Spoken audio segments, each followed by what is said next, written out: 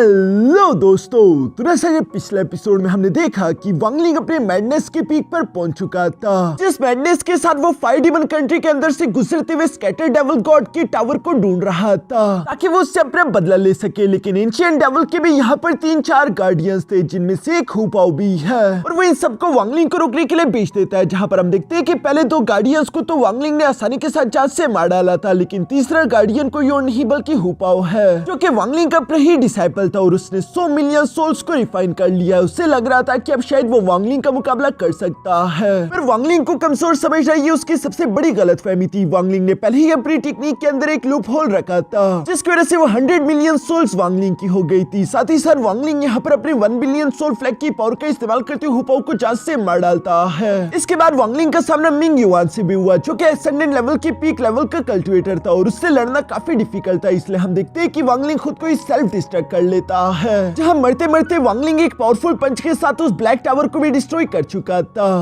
अब आगे तो नेक्स्ट एपिसोड की शुरुआत यहाँ पर बिल्कुल उसी सीन से शुरू होती है, जहाँ पर वांगलिंग ने जाते जाते उस ब्लैक टावर को डिस्ट्रॉय कर दिया था, और इस बात से वो डेविल आर्मर की स्कैटर्ड डेविल गॉड ताजिया की सोल काफी ज्यादा गुस्से में थी, जो कि वांगलिंग पर गुस्सा होते हुए कह रहा था कि तुमने यहाँ पर जो कुछ भी किया है इसकी 100 गुना कीमत तुम्हें चुकानी होगी। इसके बाद सीन शिफ्ट होकर 1 घंटे पहले का हमें सीन दिखाया जाता है, जहाँ पर वांगलिंग मिंग युआन की उस जायंट बॉडी के साथ फाइट कर रहा था। तब वांगलिंग अपने मन में सोचने लगा कि डीमन फ्रूट्स का ये असर ज्यादा देर तक नहीं रहेगा। अगर मैंने जल्दी ही उस ब्लैक टावर के अंदर मौजूद इंसान को बुरी तरीके से इंजर्ड नहीं किया तो वो मेरे पीछे दोबारा आएगा और उससे मेरी जान खतरे में आएगी। इसलिए मुझे ये जुआ खेलना ही होगा। जो सब सोचती वांगलिंग फौरन से अपने सोल सी के अंदर आ जाता है, जहाँ पर वांगलिंग ने जीसुई को ट्रैप करके रखा हुआ था। वो उसे गर्दन से पकड़ते हुए कहता है कि मुझे जल्दी से ब्लड सोल पिल के इस्तेमाल करने का तरीका बताओ। अगर तुमने ऐसा नहीं किया तो मैं तुम्हें नथिंगनेस रेल में भेज दूंगा, जहाँ पर तुम हमेशा हमेशा के लिए ट्रैप हो जाओगी। मेरे मरने के बाद कोई नहीं जानता कि तुम कहाँ पर हो और तुम कभी भी वहां से आजाद होकर नहीं आ सकती। वांगलिंग इस वक्त डेड सीरियस दिखाई दे रहा था, इसलिए मैं जीसुई वांगलिंग को ब्लड सोल पिल इस्तेमाल करने का तरीका दे देती है। हम देखते हैं कि वांगलिंग ने अपने ब्लड को ब्लड सोल पिल के साथ कंबाइन करके डिस्ट्रॉय कर दिया, जिसके बाद वो तेजी से मिंग युआन की तरफ बढ़ते हुए यहाँ खुद को सेल्फ डिस्ट्रक्ट कर लेता है एक बड़े से ब्लास्ट के साथ, जहाँ वांगलिंग की बॉडी बेशक डिस्ट्रॉय होने वाली थी, लेकिन मिंग युआन भी मारा गया। और मरते मरते यहाँ वांगलिंग ने लास्ट मोमेंट पर एक पावरफुल पंच उस ब्लैक टावर की तरफ भी चल दिया था, जिसकी वजह से ये ब्लैक टावर भी डिस्ट्रॉय हो गया। और वांगलिंग तो अपने ब्लड सोल पिल की वजह से बच गया था, क्योंकि हम देखते हैं कि दूर एक फॉर्मेशन एक्टिवेट हो गई थी, जिसके अंदर से वांगलिंग की बॉडी सही सलामत निकलकर बाहर आना शुरू हो गई। यहाँ वांगलिंग की कल्टीवेशन को तो कुछ भी नुकसान नहीं हुआ, लेकिन चूंकि वांगलिंग ने इतने सारे डीमन फ्रूट्स खाए थे तो उनकी वजह से वांगलिंग की बॉडी को बैकलैश हुआ। वांगलिंग यहाँ पर इन सब की फिक्र ना करते हुए सोचता है कि मैंने ब्लैक टावर को तो डिस्ट्रॉय कर दिया था, लेकिन मैं महसूस कर सकता हूँ कि उसका एसेंस अभी भी बाकी है, यानी कि वो बंदा जरूर मेरे पीछे आएगा और फिलहाल मैं उसके साथ फाइट नहीं कर सकता। इसलिए मुझे एंशिएंट डीमन की मदद लेनी होगी, क्योंकि एंशिएंट डेविल का मुकाबला तो सिर्फ एंशिएंट डीमन ही कर सकता है। इसलिए हम देखते हैं कि वांगलिंग फोन से टेलीपोर्टेशन पोर्टल का इस्तेमाल करते हुए जल्दी से स्काई डीमन कंट्री की तरफ रवाना होने लगा। दूसरी तरफ हम देखते हैं कि उस स्कैटर डेविल गॉड ताचिया को भी यहाँ पर मालूम हो चुका था कि वांगलिंग जिंदा है, और वो गुस्सा होते हुए कह रहा था कि तुमने मेरे हजारों साल की मेहनत को जाया कर दिया, मेरे मास्टर की ब्लेसिंग को तबाह कर दिया। इस ब्लैक टावर की मदद से वो इस आसपास की जगह पर नजर रख सकता था, लेकिन अब चूंकि ये ब्लैक टावर नहीं है तो वो गुस्से से पागल होते हुए वांगलिंग को जान से मारने के लिए फौरन वहां से रवाना होना चाहता था, जिसके लिए हम देखते हैं कि वो एक फिजिकल बॉडी अटेन कर लेता है। ये फिजिकल बॉडी कुछ मास्टर लिंग टियानहो की तरह दिखाई दे रही थी। दूसरी तरफ हम देखते हैं कि वांगलिंग भी तेजी से स्काई डीमन कंट्री की तरफ बढ़ रहा था, जहाँ रास्ते में चलते हुए वांगलिंग अपने मन में कहता है कि डीमन फ्रूट की एनर्जी अभी भी मेरी बॉडी के अंदर थोड़ी बहुत बाकी है, जिसके इस्तेमाल करते मैं डिवाइन सेंसेस के अटैक्स को ब्लॉक कर सकता हूँ। अगर देखा जाए तो उस ब्लैक टावर के अंदर मौजूद पर्सन से मेरी कोई जाती दुश्मनी नहीं है, लेकिन फिर भी मुझे उसकी वजह से ये सब कुछ झेलना पड़ रहा है। लेकिन क्या ही कह सकता हूँ, वैसे भी ये कल्टीवेशन की दुनिया है, यहाँ पर कुछ भी सही या गलत नहीं, बस सिर्फ ताकतवर और कमजोर होते हैं। ये सब बोलते हुए वांगलिंग ये बात भी याद कर रहा था कि एंशिएंट डीमन ने वांगलिंग से कहा था कि 3 महीनों बाद मुझसे ड्रैगन पूल में आकर मिलना, लेकिन अब तो 10 साल गुजर चुके हैं, क्योंकि वांगलिंग को एसेंडेंट लेवल में एंटर करने के लिए पूरे 10 साल लगे थे। लेकिन वांगलिंग जानता था कि एंशिएंट डीमन अभी भी अपने वादे से मुकरेगा नहीं। यहाँ वांगलिंग अब ये सब सोच रहा था कि तभी अचानक उसके सामने से एक स्नेक अटैक तेजी के साथ उसकी तरफ आ जाता है, जिसे वांगलिंग ने डॉज कर लिया, और हमें देखने को मिलता है कि ये कोई और नहीं बल्कि वही स्कैटर डेविल गॉड ताजिया था, जो कि अपनी फिजिकल बॉडी के साथ एक पोर्टल को ओपन करते हुए यहाँ पर पहुंच गया, और वो अपने पाइथन अटैक्स का इस्तेमाल करते हुए वांगलिंग पर हमला करने लगा, जिसे पहली नजर में देखकर तो वांगलिंग भी हैरान होते हुए कहता है कि आखिर मास्टर लिंग टियानहो यहाँ पर क्या कर रहा है। लेकिन फिर वो अपने मन में कहने लगा कि नहीं, ये आदमी लिंग टियानहो की तरह लग जरूर रहा है, पर इसका ऑरा बिल्कुल ही डिफरेंट है। यहाँ पर वांगलिंग जब ये सब सोचते हैं उन स्पिरिचुअल पाइथन्स के अटैक्स को डॉज कर ही रहा था, तभी अचानक हम देखते हैं कि स्कैटर डेविल गॉड ताजिया वांगलिंग के पीछे आ गया था और वो वांगलिंग को जोरदार हिट करते हुए जमीन पर पटक देता है, जहाँ से वांगलिंग दोबारा से खड़ा होकर हवा में उड़ते हुए स्कैटर डेविल गॉड ताजिया की तरफ देखते हुए सवाल करके पूछता है कि ये फिजिकल बॉडी तो मास्टर लिंग टियानहू की है, जो कि सोल लुवो सेक्ट के मास्टर है। मुझे बताओ कि आखिर तुम्हें उनकी फिजिकल बॉडी कहाँ से मिली? ये बात सुनकर तो अचानक से हम देखते हैं कि उस बंदे के सर में भी दर्द होने लगा। ऐसा लग रहा था जैसे कि ये फिजिकल बॉडी अपने सोल के खिलाफ रेसिस्ट कर रही हो। हम देखते हैं कि दूसरी तरफ वांगलिंग भी इसी मौके का फायदा उठाकर टेलीपोर्टेशन पोर्टल को एक्टिवेट करने लगता है ताकि वो वहां से भाग सके, लेकिन तब तक उस बंदे ने दोबारा से खुद के माइंड पर काबू कर लिया था और वो वांगलिंग पर हमले करने लगा, जिन्हें वांगलिंग तीसरी के सर भागते हुए डॉज करने लगा। साथ ही साथ वांगलिंग अपने मन में कह रहा था कि टेलीपोर्टेशन पोर्टल को बनाने के लिए मुझे कुछ सेकंड्स का टाइम चाहिए होगा, लेकिन ये आदमी तो रुकने का नाम ही नहीं ले रहा। वांगलिंग यहाँ पर अपनी आरती एस्केप टेक्निक का भी इस्तेमाल करता है, लेकिन वो जैसे ही जमीन के अंदर से भागने की कोशिश करने लगा तभी उसके पीछे कुछ पावरफुल अटैक आ जाते हैं। अब सामने की तरफ से भी एक खतरनाक अटैक तैयार था और पीछे की तरफ से भी अटैक्स आ रहे थे, इसलिए वांगलिंग ऊंची आवाज में कहता है कि एंशिएंट डीमन एल्डर, कि आखिर तुम और कितनी देर तक इसी तरह फाइट को देखते हुए मजे लेने वाले हो? यह स्कैटर डेविल गॉड ताजिया भी वांगलिंग के काफी जरा पास आ चुका था और इससे पहले कि वो वांगलिंग को पकड़ पाता तभी अचानक हम देखते हैं कि हेवनली डीमन सिटी के अंदर से एक गोल्डन एनर्जी तीसी के साथ निकलते हुए सीधा आकर यहाँ वांगलिंग के सामने की तरफ उस अटैक से टकरा जाती है, जहाँ पर वो अटैक डिस्ट्रॉय हो गया। इवन कि इस ब्लास्ट के इफेक्ट के कारण स्कैटर डेविल गॉड ताजिया भी पीछे की तरफ दिखेला गया और हमें जानने को मिलता है कि असल में वो एंटिटी कोई और नहीं बल्कि एंशिएंट डीमन बे लुवो था, जो कि कूल एंट्री के साथ यहाँ पर पहुंचते हुए वांगलिंग को बचा चुका और वो वांगलिंग से कह रहा था कि तुम पूरे 10 साल लेट हो और फिर भी देखो तुम्हारी इतनी ज्यादा हिम्मत है कि तुमने मुझे ऑर्डर देने की कोशिश की। जिस पर दूसरी तरफ वांगलिंग रिस्पेक्टफुली कहता है कि प्लीज सीनियर मेरी मदद कीजिए। सामने की तरफ मुझे स्कैटर डेविल गॉड ताजिया तो यहाँ पर बे लुवो को देखते हुए कहता है कि बे लुवो ये हमारा मामला है, तुम्हें इसके बीच आने की कोई जरूरत नहीं। लेकिन बे लुवो जवाब देते हुए कहता है कि ये मेरी टेरिटरी है और आखिर मैं ही अपनी टेरिटरी के अंदर इंटरफियर कैसे ना करूं, तुम किस तरह की बकवास कर रही हो? ये सब कहती है बे लुवो की सोल एनर्जी यहाँ वांगलिंग की बॉडी को चारों तरफ से घेर लेती है, जहाँ पर वो वांगलिंग की बॉडी के ब्लड का इस्तेमाल कर रही थी और वो वांगलिंग से कहता है कि मुझे तुम्हारा ब्लड चाहिए अपनी फिजिकल बॉडी को बनाने के लिए, जिस ब्लड की वजह से हम देखते हैं कि बे लुवो अपने जायंट फॉर्म में आ चुका था। सामने की तरफ मुझे स्कैटर डेविल गॉड ताजिया भी ये देखकर गुस्सा होते हुए कहता है कि आखिर तुमने मुझे समझ क्या लिया है, और ये कहती वो भी अपनी पावर्स अनलीश करके अपने जायंट फॉर्म में आ जाता है, जहाँ बे लुवो तो सामने की तरफ मुझे स्कैटर डेविल गॉड ताजिया की तरफ देखते हुए कह रहा था कि अगर यहाँ पर एक असली एंशिएंट डेविल होता तब भी मैं उसे अपने सामने इस तरह से एरोगेंट होने ना देता, लेकिन तुम तो मामूली 9 स्कैटर डेविल गॉड्स में से एक हो, आखिर तुम्हारी हिम्मत कैसी हुई? यहाँ पर वांगलिंग अब भी डीमन गॉड को समझाने की कोशिश कर रहा था कि वहाँ पर क्या कुछ हुआ। तभी बे लुवो गुस्से के साथ कहता है कि खामोश हो जाओ और जाकर अपने जख्मों को हील करो। ये कहते ही वो वांगलिंग को अपनी एनर्जी से पीछे की तरफ धकेल देता है, जिसके बाद हम देखते हैं कि एंशिएंट डीमन और डेविल गॉड ताजिया के दरमियान जबरदस्त फाइट होना शुरू हो गई, जहाँ इन दोनों की फाइट काफी ज्यादा धमाकेदार दिखाई दे रही थी। दूसरी तरफ हम देखते हैं कि वांगलिंग दूर आती फन से कल्टिवेशन फॉर्म में बैठते हुए 3 रिकवरी पिल खा लेता है। यहाँ पर इन दोनों के अटैक और टकराव इतने ज्यादा खतरनाक थे, आसपास के पहाड़ भी उससे चकनाचूर हो रहे हैं। वांगलिंग भी ये सब देख रहा था और वो कहता है कि इनकी ये डिवाइन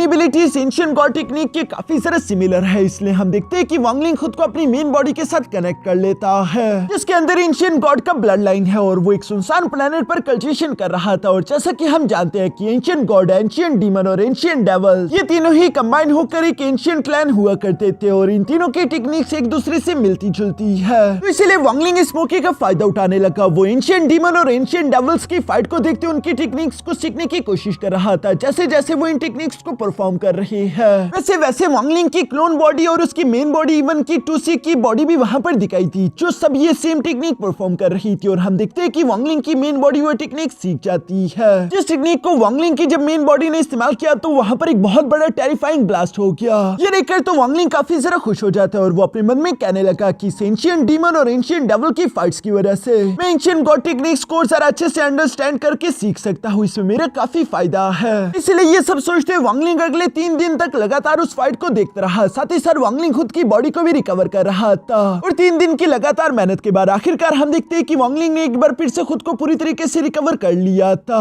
इवन कि वांगलिंग की बॉडी के अंदर वो जो 4 इमोर्टल वाइन्स की ड्रॉप्स थे वांगलिंग वो भी पूरी तरीके से रिफाइन कर चुका है। जबकि बाहर की तरफ हम देखते हैं कि स्कैटर डेविल गॉड ताजिया और बे लुवो की फाइट अभी भी चल रही थी, जहां पर ताजिया ने अपने पाइथन अटैक का इस्तेमाल करते हुए बे लुवो पर हमला करने की कोशिश की, मगर वो इन्हें डॉज करते हुए तीसरे के साथ स्कैटर डेविल गॉड ताजिया के मुंह पर एक जोरदार पंच करके उसे पीछे की तरफ हिट कर देता है। साथ ही वो अपने स्पिरिचुअल स्पिरिचुअल एनर्जी के चेंज से उसे जकड़ भी लेता है, जहां पर वांगलिंग ये सब फाइट देखते हुए कह रहा था कि लगता है कि बिल वो अभी भी उस पर रहम दिखा रहा है, क्योंकि बिल वो इससे जरा खतरनाक अटैक चल सकता था।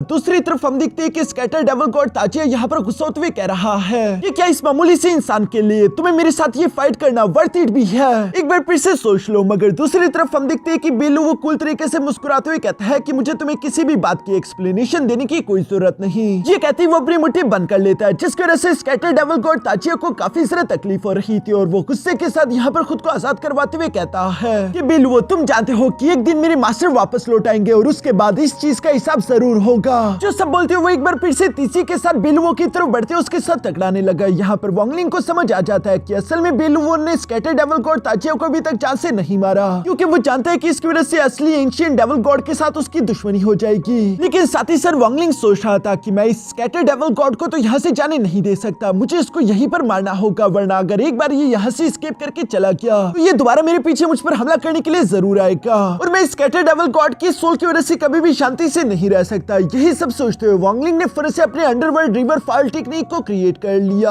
ताकि वांगलिंग इस सोल का किस्सा खत्म कर सके। वांगलिंग के अंडरवर्ल्ड रिवर टेक्निक के अंदर पहले ही उसकी डाउ की ताकत थी, पर ये काफी नहीं है, इसलिए हम देखते हैं कि वांगलिंग अपने 1 बिलियन सोल फ्लैग की भी सारी की सारी सोल्स को बाहर की तरफ निकालते हुए अपने अंडरवर्ल्ड रिवर के अंदर इंटर करवा देता है। और सिर्फ यही नहीं बल्कि वांगलिंग ने अपनी immortal soul, soul shattering vapour, साथ ही साथ अपनी गॉड शूटिंग चैरियट को भी बाहर की तरफ निकाल लिया था। इवन कि लिंसुआन भी बाहर की तरफ आ गया था, जो कि वैसे तो डर रहा था, लेकिन वो देखता है कि वांगलिंग कितने गुस्से में, इसलिए वो मोटिवेटेड होते हुए कहता है कि ठीक है मास्टर, मैं इस डीमन को मारने में आपकी मदद जरूर करूंगा। इसके बाद हम देखते हैं कि वांगलिंग के वो सारे के सारे खतरनाक ट्रेजर भी अंडरवर्ल्ड रिवर के अंदर जाकर समा गए और इसकी वजह से अंडरवर्ल्ड रिवर टेक्निक काफी सारा डेंजरस हो चुकी थी, जहां पर वांगलिंग कह रहा था कि मैं अपनी हर एक चीज को जुए पर लगाने के लिए तैयार हूँ, लेकिन स्कैटर डेविल गॉड ताजिया मैं तुम्हें यहाँ से जाने नहीं दूंगा। ये सब बोलते हुए वांगलिंग अपने हाथ के इशारे से यहाँ पर उन सारे के सारे टेक्निक्स और आइटम्स को कंबाइन करके अपने अंडरवर्ल्ड रिवर टेक्निक के अंदर से एक स्पीयर को बाहर की तरफ निकाल लेता है, जिसे पकड़ते हुए स्कैटर डेविल गॉड ताजिया से कह रहा था कि मैं वांगलिंग, तुमने मुझे कमजोर समझने की गलती करके अच्छा नहीं किया, मुझसे जो भी पंगा लेता है मैं उसे कभी भी जाने नहीं देता, यही मेरा कानून है। और ये कहती वांगलिंग अपने स्पीयर को लेकर तीसरी से स्कैटर डेविल गॉड ताजिया की तरफ थ्रो कर देता है, जो कि इस वक्त यहाँ बेलुओ के साथ फाइट में उलझा हुआ था और बेलुओ की नजरों के सामने वो स्पीयर अटैक सीधे जाकर स्कैटर डेविल गॉड ताजिया से जाकर हिट कर देता है, जहां पर हम देखते हैं कि वो स्पीयर अटैक इतना ज्यादा डेंजरस था कि स्कैटर डेविल गॉड ताजिया उससे हिट होते हुए पीछे की तरफ कई सारे माउंटेन्स को चीरते हुए जमीन से टकरा गया और वो अपने जायंट फॉर्म को खो देता है। इस वक्त वो बुरी तरीके से इंजर्ड हो चुका था, इसलिए वो कहने लगा कि मैं तुमसे बदला लेने जरूर आऊंगा और ये सब कहती वो फिलहाल वहां से भागने की कोशिश करता है ताकि वो ठीक होकर वापस आ सके। लेकिन वांगलिंग तो उसे जाने नहीं देने वाला, बल्कि वो अपने उसी स्फीयर को लेकर तीसी के साथ स्कैटर डेविल गॉड ताजिया के पीछे आते हुए उसका रास्ता रोक देता है, जो देखकर ताजिया का सोल फ्रैगमेंट भी गुस्सा होते हुए कहता है कि तुम्हारी इतनी हिम्मत हो गई, लगता है कि तुम अपनी मौत को खुद ही दावत देना चाहते हो, जो तुम अकेले मेरे पीछे चले आ गए। जो कहते हैं वो यहाँ पर एक फॉर्मेशन बनाकर उसके अंदर से 3 इवल ड्रैगन्स को बाहर की तरफ निकालकर वांगलिंग पर हमला करने के लिए आगे की तरफ भेज देता है। जिन 3 इवल ड्रैगन्स ने वांगलिंग को चारों तरफ से घेर लिया था, यहाँ पर वांगलिंग उनसे खुद को बचाने के लिए फिर से अपने लाइफ सील पैटर्न्स को भी एक्टिवेट कर लेता है, जहाँ साथ ही सर वांगलिंग अपने स्पीयर का इस्तेमाल करते हुए यहाँ पर उन इवल ड्रैगन्स को डिस्ट्रॉय कर रहा था। साथ ही सर वो गुस्सा होते हुए कहता है ये स्कैटर डेविल गॉड, तुम्हारी वजह से मैं ऑलमोस्ट मरते मरते बचा हूँ, तुमने मुझे यहाँ से 3000 मील दूर भेज दिया था, तुम्हें क्या लगा था कि ये सब करने के बाद तुम आसानी से बचाओगे, मैं तुम्हें यहाँ से जाने नहीं दूंगा। और ये कहती है एक बार फिर से उसने अपने स्पीयर को तीसरी से स्कैटर डेविल गॉड ताजिया की तरफ थ्रो कर दिया। जिस स्पीयर अटैक को स्कैटर डेविल गॉड ताजिया तो अपनी पावर्स का इस्तेमाल करते हुए ब्लॉक करने की कोशिश कर रहा था, साथ ही सर वो एरोगेंटली वांगलिंग से कहता है कि तुम्हारी कल्टीवेशन के हिसाब से तुम्हें क्या लगता है कि आखिर तुम मेरा क्या ही बिगाड़ लोगे। अभी वो यहाँ पर ये सब कह रहा था, अचानक से वो महसूस करता है वो नॉर्मल नहीं है, बल्कि उसके अंदर डिवाइन सेंस, डाउ की पावर और भी कई सारी टेक्निक्स की पावर्स इंजेक्टेड है, जिसकी वजह से ये जेड स्पीयर बहुत ही सारे टेरिफाइंग हो गया था और वो यहाँ पर उसकी शील्ड को पेनिट्रेट करते हुए साथ ही साथ उसकी बॉडी के आर पार घुस गया। जो स्पीयर अटैक इतना सारा खतरनाक था कि हम देखते हैं कि यहाँ पर ताजिया का वो सोल फ्रैगमेंट उसकी बॉडी से निकलकर बाहर आ जाता है, उसकी फिजिकल बॉडी डिस्ट्रॉय हो चुकी थी।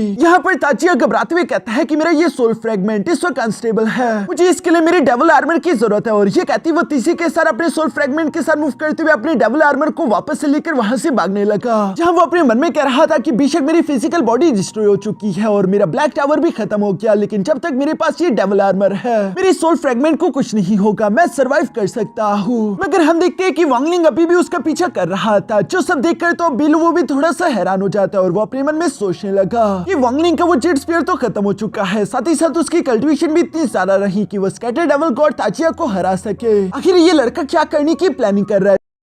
जबकि दूसरी तरफ हम देखते हैं कि वांगलिंग तो यहाँ पर एक फॉर्मेशन बनाकर खुद को तीसरी से डेविल गॉड ताचिया की तरफ थ्रो करते हुए कहता है कि तुम नहीं जा सकते, जिस पर डेविल गॉड ताचिया भी फुर्र से रुकते हुए कहता है कि लड़के अब तो तुम्हारी बॉडी के अंदर वो डीमन फ्रूट्स का किलिंग इंटेंट भी नहीं है, अब तो तुम मेरी डीमन एनर्जी के सामने नहीं टिक सकते। और ये कहती वो एक डिमोनिक स्कल को क्रिएट करके वांगलिंग पर हमला करने की कोशिश करने लगा, जो डिमोनिक स्कल वांगलिंग को निकल जाता है और हम देखते हैं कि वांगलिंग इस वक्त इस डेविल एनर्जी के अंदर फंस चुका था, जहाँ पर वांगलिंग मुस्कुराते हुए कहता है कि तुम्हें किसने कहा कि मैंने डीमन फ्रूट्स की सारी एनर्जी इस्तेमाल कर लिया। और ये कहती वांगलिंग ने डीमन फ्रूट की आखिरी बची कुछ ही पावर भी एक्टिवेट कर दी, जिसकी वजह से वांगलिंग एक बार फिर से अपने मैडनेस के उसी इविल रूप में आ जाता है, जिस रूप में आती ही वांगलिंग ने फनस से उस डिमोनिक स्कल को डिस्ट्रॉय कर दिया, साथ ही सर्वतीसी से मूव करते हुए स्कैटर डेविल गॉड ताचिया को आर्मर से पकड़ते हुए पीछे की तरफ खींच चुका ताकि वो यहाँ से भाग ना सके। साथ ही सर्व अपने जेड स्पीयर को दोबारा से समन करते हुए तीसरी के साथ यहाँ स्कैटर डेविल गॉड ताचिया पर हमला कर चुका, जो करने के बाद हम देखते हैं कि वांगलिंग यहाँ पर उसकी आर्मर को पहनते हुए उसके सोल को अपनी बॉडी के अंदर एब्सॉर्ब करना शुरू कर देता है, जहां पर हम देखते हैं कि वांगलिंग के सोल सी के अंदर स्कैटर डेविल गॉड ताचिया का सोल फ्रेगमेंट वांगलिंग की सोल पर हमला कर रहा था ताकि वो वांगलिंग के डिवाइन सोल को निकल जाए। और साथ ही सर वो हंसते हुए कह रहा था कि ये तुमने सबसे बड़ी बेवकूफी कर दी, अब तो तुम्हारी सोल नहीं बचने वाली, तुम्हारी कल्टिवेशन मुझसे बहुत ही ज्यादा कम है। मैं इस वक्त बेशक एक सोल फ्रेगमेंट हूँ, लेकिन फिर भी मेरी इतनी कल्टिवेशन है कि मैं तुम्हारी डिवाइन सोल को निकल सकता हूँ, अब जल्द ही तुम मेरे काबू में आने वाले हो। दूसरी तरफ बाहर हम देखते हैं कि वांगलिंग ने चुपके उस डेविल आर्मर को पहन लिया था, तो उसकी वजह से वांगलिंग एक ईविल इंसान की तरह दिखाई दे रहा है। उसके ये डेविल रूप काफी ज्यादा कूल था, मगर साथ ही सर वांगलिंग की जान इस वक्त खतरे में थी। लेकिन दूसरी तरफ हम देखते हैं कि वांगलिंग अभी भी मुस्कुरा रहा है, क्योंकि ये सब कुछ वांगलिंग की चाल थी। उसने जानबूझकर खुद की डिवाइन सोल को दांव पर लगा दिया है। वो जानता रहा कि इसकी वजह से मैं स्कैटर डेविल गॉड ताचिया से खुद का पीछे छुड़वा सकता हूँ। वांगलिंग का ये प्लान काम करेगा या नहीं, ये सब कुछ अब एंशिएंट डीमन बेलुओ पर डिपेंड करता है। यही सब सोचते हुए वांगलिंग अभी यहाँ पर बेहोश होने वाला था, मगर तभी अचानक दूसरी तरफ हम देखते हैं कि बेलुओ ने अपनी एनर्जी का इस्तेमाल करते हुए वांगलिंग को बचा लिया और वो मुस्कुराते हुए कहता है कि वांगलिंग तुम वाकई में काफी चालाक हो, जो तुमने अपनी डिवाइन सोल को चारे की तरह इस्तेमाल किया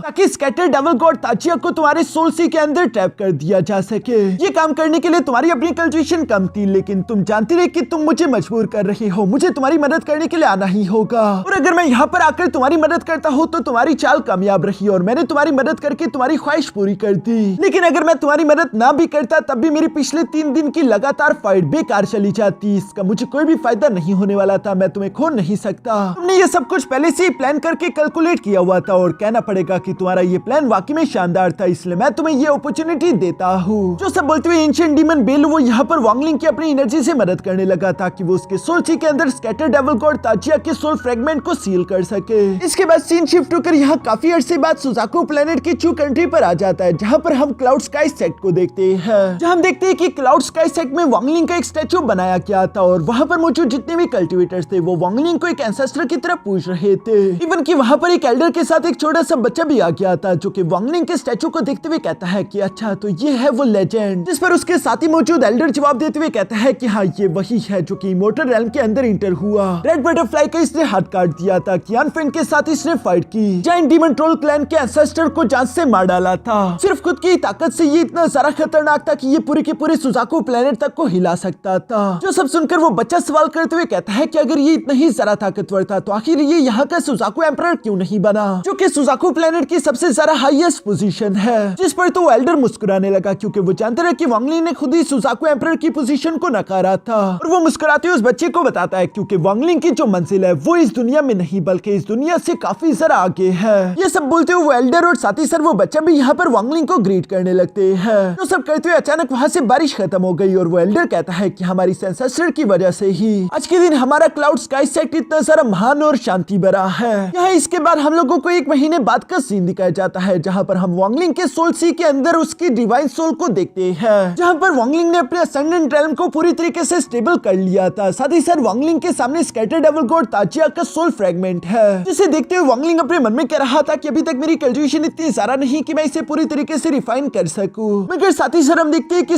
स्कैटर डेविल गॉड ताजिया के सोल फ्रेगमेंट के ऊपर बेलुओ की काफी खतरनाक एनर्जी भी गिर रही थी, जो कि उसका सोल इम्प्रिंट था। और सिर्फ उसी सोल इम्प्रिंट की वजह से स्कैटर डेविल गॉड ताजिया का सोल फ्रेगमेंट बेहोश हो जाता है, यानी कि वांगलिंग उसे सप्रेस करने में कामयाब रह पाया। वांगलिंग यहाँ पर अपने मन में कह रहा था कि जब मेरी कल्टिवेशन इंप्रूव हो जाएगी तब मैं स्कैटर डेविल गॉड ताजिया के सोल फ्रेगमेंट को भी रिफाइन करके अपनी सेकंड डिवाइन सोल बना लूंगा। और जहां तक उस डेविल आर्मर की बात है, ये सब बोलते हुए वांगलिंग अपनी आंखें ओपन करता है, जहां पर हम देखते हैं कि वांगलिंग अभी भी उसी डेविल रूप में था। साथ ही साथ आसपास की जगह ड्रैगन पूल है, जो कि स्काई डीमन कंट्री में थी, और असल में बेलुओ उसके बेहोश होने के बाद उसे उठाकर यहाँ पर ले आया था। वांगलिंग इस डेविल आर्मर के होते हुए खुद को काफी ताकतवर महसूस कर रहा था। वो अपने मन में कहता है कि इस डेविल आर्मर के होते हुए अगर मैं डीमन ट्रांसफॉर्मेशन फिंगर टेक्निक का इस्तेमाल करूं, मुझे पूरा यकीन है कि वो मेरे अंडरवर्ल्ड रिवर फॉल टेक्निक जितनी पावरफुल हो जाएगी। ये सब सोचते हुए वांगलिंग खड़ा होकर अभी वहां से आगे की तरफ बढ़ने लगा था, तभी अचानक पीछे से बेलुओ की आवाज सुनाई देती है, जो कि वांगलिंग से कहता है कि क्या तुम दोबारा यहाँ से जाने की सोच रहे हो। जिस पर वांगलिंग अपने मन में सोचने लगा कि बेलुओ ने कई बार मेरी जान को बचाया है, वो भी एक बड़ी दुश्मनी मोल लेकर। अगर इस बार मैं यहाँ से चला गया तो ये मुझे वापस आने नहीं देगा। इसीलिए वांगलिंग उसके एहसान का बदला चुकाने के लिए तैयार हो जाता है, जहाँ पर वो कहता है कि एल्डर बेलुओ, तुमने मेरी मदद की, वो भी 3 बार। मैं इस एहसान को नहीं भूल सकता। इस बार मैं यहाँ से जा रहा हूँ सिर्फ इसीलिए ताकि मैं तुम्हारे साथ अपने किए हुए एग्रीमेंट को पूरा कर सकूं। लेकिन आपके साथ डील करने से पहले मुझे भी आपसे कुछ कहना है। मैं चाहता हूँ कि आप एक चीज में मेरी मदद करें। मेरा एक पुराना दोस्त है जो किसी डिवाइन सी लैंड के अंदर कहीं पर मौजूद है। इस जेड पगोड़ा के अंदर उसका डिवाइन सेंस होगा। आप उसे महसूस करके प्लीज तलाश करें कि आखिर उसकी एग्जैक्ट लोकेशन कहाँ पर है। जिस पर बेलुओ सर्च करते हुए बताता है कि स्काई डीमन कंट्री के अंदर तो तुम्हारा दोस्त मौजूद नहीं, लेकिन ये स्पिरिट डीमन लैंड बहुत बड़ी जगह है। अगर तुम चाहते हो कि मैं इस पूरी जगह में उसके डिवाइन सेंस को महसूस करके तलाश करने की कोशिश करूं, तो उसके लिए तो मुझे एक दूसरा एंशिएंट डीमन खिलाना होगा ताकि मैं अपनी पावर्स को रिस्टोर कर सकूं। उसके बारे में तुम्हारी मदद कर सकता हूं। वांगलिंग किसी भी हाल में मास्टर जावी को ढूंढना चाहता था, इसलिए वो यहाँ पर बेलुओ की इस बात के लिए एग्री हो गया। साथ ही वांगलिंग यहाँ साइड की तरफ देखता है कि स्कैटर डेविल गॉड ताजिया का सोल फ्रेगमेंट जो फिजिकल बॉडी इस्तेमाल कर रहा था, वो भी यहीं पर पड़ी हुई है। जिसे देखते हुए वांगलिंग अपने मन में कहने लगा कि ये आदमी सोर्ड मास्टर लिंग टियानहो का जरूर कुछ न कुछ तो लगता होगा। इनका उनसे जरूर कोई ना कोई कनेक्शन होगा। मैं इन्हें अपने लिए इस्तेमाल कर सकता हूँ, जो कि मेरे लिए फायदे में है। इसलिए वांगलिंग यहाँ पर मास्टर बेलुओ से कहता है कि आपकी मदद करने के लिए मुझे 2 चीजें चाहिए। पहले तो मैं चाहता हूँ कि ये आदमी आप ये मुझे दे दे, और दूसरे नंबर पर मैं चाहता हूँ कि आप मुझे एंशिएंट डीमन की लेगेसी भी दे दे। मैं भी आपकी डिवाइन एबिलिटीज को रिफाइन करके सीखना चाहता हूँ। इस पर एंशिएंट डीमन बेलुओ जवाब देते हुए कहता है कि ये आदमी तुम रख सकते हो, और जहाँ तक एंशिएंट डीमन लेगेसी की बात है, तो उसके लिए अगर अगले 100 साल में तुम एक दूसरे एंशिएंट डीमन लाकर मुझे खिला देते हो तो तब हम उस बारे में बात करेंगे। जिस पर वांगलिंग मान गया था, मगर साथ ही सर वो एंशिएंट डीमन बेलुओ से कहता है कि आप जानते हो ना कि मेरी कल्टिवेशन इतनी ज्यादा नहीं कि मैं अकेले अपनी ताकत से एंशिएंट डीमन को हराकर आपके पास ला सकूं, तो आपको भी मेरी मदद करनी होगी। जिस पर एंशिएंट डीमन बेलुओ मान जाता है। इसके बाद वो यहाँ पर वांगलिंग से कहता है कि आज और अभी से तुम मेरे हेवनली डीमन मैसेंजर हो, जो कि स्काई डीमन कंट्री के एम्परर से भी बड़ी पोजीशन थी, यानी कि वांगलिंग की पोजीशन इस वक्त गु युनडुन से भी बड़ी हो चुकी है। साथ ही साथ एंशिएंट डीमन बेलुओ वांगलिंग को बताता है कि हमारे स्काई डीमन कंट्री और फायर डीमन कंट्री के दरमियान जंग को ऑफिशियली शुरू कर दिया गया। तुम इस मौके का फायदा उठा सकते हो फायर डीमन कंट्री के एंशिएंट डीमन तक पहुंचने के लिए। जिस पर वांगलिंग एंशिएंट डीमन बेलुओ को ग्रीट करते हुए कहता है कि ठीक है, मेरा आपसे वादा रहा कि अगले 100 साल में मैं आपके लिए एक एंशिएंट डीमन लाकर रहूंगा। और यहाँ पर वांगलिंग की ये कहती है हमारा ये एपिसोड यहीं पर खत्म हो जाता है।